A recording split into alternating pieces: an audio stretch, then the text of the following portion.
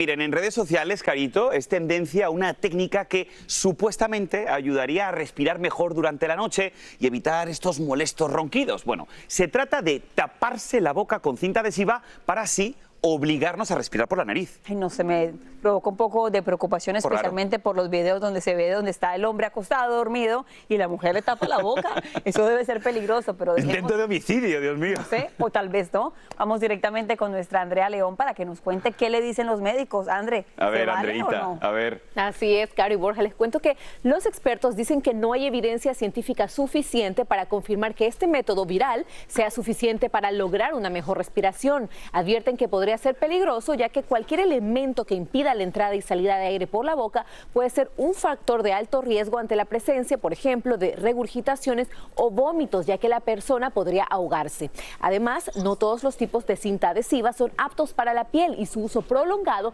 puede causar irritación o reacciones adversas. Los expertos advierten que los problemas para dormir, incluida la apnea del sueño, deben ser diagnosticados y tratados por especialistas y que este método podría ser una solución temporal solo en el caso de las apneas leves. Escuchemos. En dado caso que tenga apnea de sueño o síntomas, que es prácticamente parar de respirar y roncar fuertemente durante la noche, es importante acudir a su médico, ya que podemos ver, ya sean cosas del peso, anatomía de la garganta, lo que son las anginas y otras partes más, para poder ver cómo podemos llegar a tener una mejor respiración. Y otros cambios pequeños que podrían ayudar en los casos de apnea leve son dormir de costado, cenar ligero y usar dispositivos de ortodoncia que ayuden a mantener la vía aérea despejada. Conclusión, chicos, no es para todos. Bueno, ¿tú qué piensas?